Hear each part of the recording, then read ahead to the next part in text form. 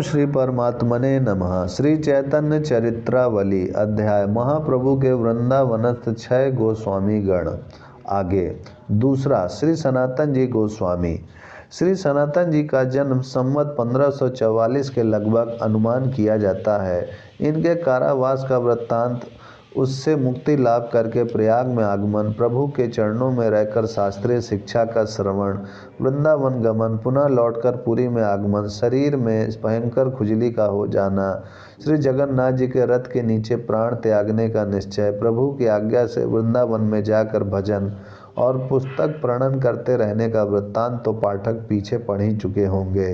अब इनके संबंध की भी वृंदावन की 2-4 घटनाएं सुनिए। एक दिन ये श्री यमुना जी स्नान करने के निमित्त जा रहे थे। रास्ते में एक पारस पत्थर का टुकड़ा इन्हें पड़ा हुआ मिला। इन्होंने उसे वहीं धूलि से ढक दिया। दैवत उसी दिन एक ब्राह्मण उनके पास आकर धन की याचना करने लगा। इन्होंने बहुत कहा, भाई हम भिक्षुक हैं, मांग कर टुकड़े खाते हैं, भला हमारे पास धन कहाँ है? किसी धनी सेठ साहूकार के समीप जाओ। किंतु वह मानता ही नहीं था। उसने कहा, श्री महाराज, मैंने धन की कामना से ही अनेकों वर्षों तक शिव की आराधना की। इसीलिए शिव जी ने संतुष्ट होकर रात्रि के समय स्वप्न में मुझसे कहा, हे ब्राह्मण, तो जिस इच्छा से मेरा पूजन करता है वह इच्छा तेरे वृंदावन में सनातन गोस्वामी के समीप जाने से पूर्ण होगी। बस उन्हीं के स्वप्न से मैं आपकी शरण आया हूँ। इस पर सनातन जी को उस पारस पत्थर की याद आ गई। उन्होंने कहा, अच्छी बात है, मेरे साथ यमुना जी चलो। यह कहकर ये उसे यमुना किनारे ले गए। दूर से ही अंगुली के इशारे से उन्होंने उस पारस की जगह बता दी। उसने बहुत ढूंढा किंतु पारस नहीं मिला। तब तो उसने कहा, आप मेरी वंचना ना कीजिए, यदि हो तो आप ही ढूंढ कर दे दीजिए। इन्होंने कहा, भाई इसमें वंचना की बात ही क्या है, मैं तो उसका स्पर्श नहीं कर सकता, तुम धैर्य के साथ ढूंढो, यहीं मिल जाएगा। ब्राह्मण ढूंढने लगा, सहसा उसे पारस का टुकड़ा मिल गया। उसी समय उसने एक लोहे के टुकड़े से उसे छुआ कर उसकी परीक्षा की। देखते ही देखते लोहे का टुकड़ा सोना बन गया। ब्राह्मण प्रसन्न होकर अपने घर को चल दिया। वह आधे ही रास्ते में पहुंचा होगा कि उसका विचार एकदम बदल गया। उसने सोचा, जो महापुरुष घर घर से टुकड़े मांग कर खाते हैं और संसार में इतनी अमूल्य समझी जाने वाली इस मणि को हाथ से स्पर्श नहीं करते, अवश्य उनके पास इस असाधारण पत्थर से बढ़कर भी कोई और वस्तु है।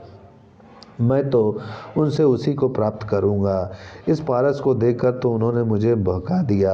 यह सोचकर वह लौटकर फिर इनके समीप आया और चरणों में गिरकर रो रो कर अपनी सभी मनोव्यथा सुनाई। उसके सच्चे वैराग को देखकर इन्होंने पारस को यमुना जी में फेंकवा दिया और उसे अमूल हरि नाम का उपदेश किया, जिससे कुछ काल में वह परम संत बन गया। किसी ने ठीक ही कहा है, पारस में अरु संत में संत अधिक कर मान, वह लोहा सोना करे यह करे आपू समान। ये मथुरा जी में मधुकरी करने के लिए एक चौबे के घर जाया करते थे। उस चौबे की स्त्री परम भक्ता और श्री मदन मोहन भगवान की उपासिका थी।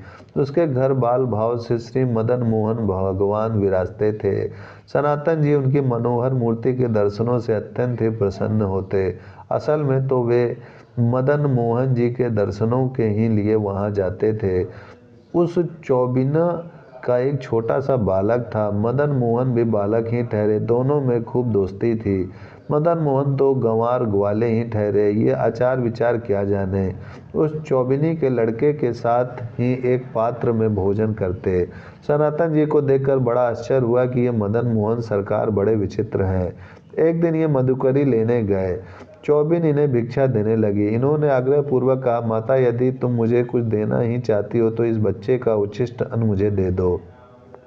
चौबिन ने इनकी प्रार्थना स्वीकार कर ली और इन्हें वही मदन मोहन का उच्छिष्ट प्रसाद दे दिया। बस फिर क्या था, इन्हें तो उस माखन चोर की लपलपाती जीभ से लगे हुए अन्न का चस्का लग गया। ये नित्य प्रति उसी उच्छिष्ट अन्न को लेने जाने लगे। एक दिन स्वप्न में मदन मोहन जी ने कहा, भाई, शहर में तो हमें उपसी मालूम पड़ती है, तुम उस चौबिने से मुझे ले आओ, मैं तो जंगल में ही रहूँगा। ठीक उसी रात्रि को चौबिने को भी यहाँ स्वप्न हुआ कि तुम मुझे सनातन साधु को दे दे। दूसरे दिन ये गए और इन्होंने कहा, माता जी, मदन मोहन अब वन में रहना चाहते हैं, तुम्हारी क्या इच्छा है? कुछ प्रेम युक्त रोष के स्वर में चौबिने ने कहा, साधु बाबा, इसकी यह सब करतूतें मुझे पहले से ही मालूम है। एक जगह रहना तो यह जानता ही नहीं है, बड़ा निर्मोही है, कोई इसका सगा नहीं। भला जिस यशोदा ने इसका लालन पालन किया, खिला पिलाकर इतना बड़ा किया, उसे भी बटाऊ की तरह छोड़कर चला गया। मुझसे भी कहता था मेरा यहाँ मन नहीं लगता। मैंने भी सोच लिया मन नहीं लगता तो मेरी भला से, जब मुझे ही मेरा मोह नहीं तो मुझे भी तेरा मोह नहीं, भले ही तू साधु के साथ चला जा। ऐसा कहते कहते आंखों में आंसू भरकर उसने मदन मोहन को सनातन जी के साथ कर दिया। ऊपर से तो वह ऐसी बातें कर रही थी, किंतु उसका हृदय अपने मदन मोहन के विरह से तड़प रहा था। सनातन जी मदन मोहन को साथ लेकर यमुना के किनारे आए। अब मदन मोहन के रहने के लिए उन्होंने सूर्य घाट के समीप एक सुरमय टीले पर फूस की झोपड़ी बना ली और उसी में वे मदन मोहन की पूजा करने लगे। अब वे घर घर से आटे की चुटकी मांग लाते और उसी की बिना नमक की मधुकरी बनाकर मदन मोहन को भोजन कराते। एक दिन मदन मोहन ने मुंह में बनाकर कहा, साधु बाबा, ये बिना नमक की बटिया हमसे तो खाई नहीं जाती, थोड़ा नमक भी किसी से मांग लाया करो। सनातन जी ने झुंझलाकर कहा, यह इल्लत मुझसे मत लगाओ, खाना खानी हो तो ऐसे ही खाओ, नहीं अपने घर का रास्ता पकड़ो।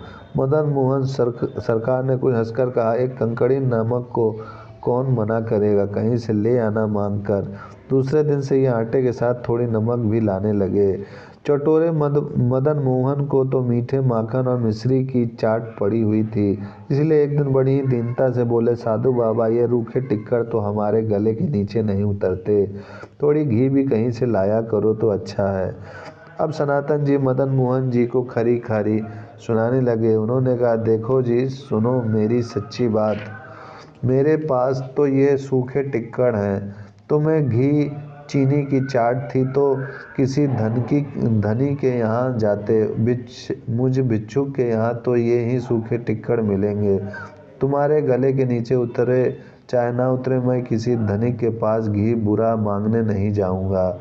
थोड़े यमुना जल के साथ सटक लिया करो, मिट्टी भी तो सटक जाते थे।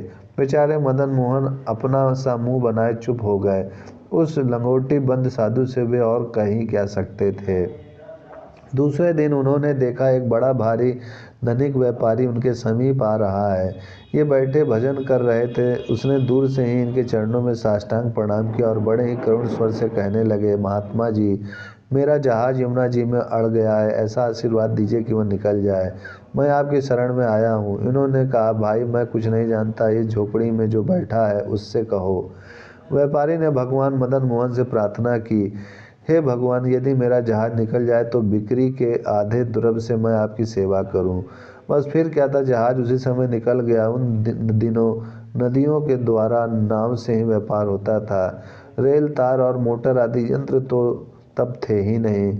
महाजन का माल दुगने दामों में बिका। उसी समय उसने हजारों रुपए लगाकर बड़ी उदारता के साथ मदन मोहन जी का मंदिर बनवा दिया और भगवान की सेवा के लिए पुजारी, रसोइया, नौकर चाकर तथा और भी बहुत से काम वाले रख दिए। वह मंदिर वृंदावन में अभी तक विद्यमान है। इनकी ख्याति सुनने पर अकबर बादशाह इनके दर्शनों के लिए आया और इनसे कुछ सेवा के लिए प्रार्थना करने लगा। जब बहुत मना करने पर भी वह ना माना, तब इन्होंने अपने कुटिया के समीप के यमुना जी के फूटे हुए घाट के कोने को सुधरवाने की आज्ञा दी। उस समय अकबर को वहाँ की सभी भूमि अमूल्य रत्नों से जड़ित दिखाई देने लगी। तब तो वह इनके पैरों में गिरकर कहने लगा, प्रभु मेरे अपराध को क्षमा कीजिए, मेरा संपूर्ण राज भी यहाँ के एक रत्न के मूल्य के बराबर नहीं।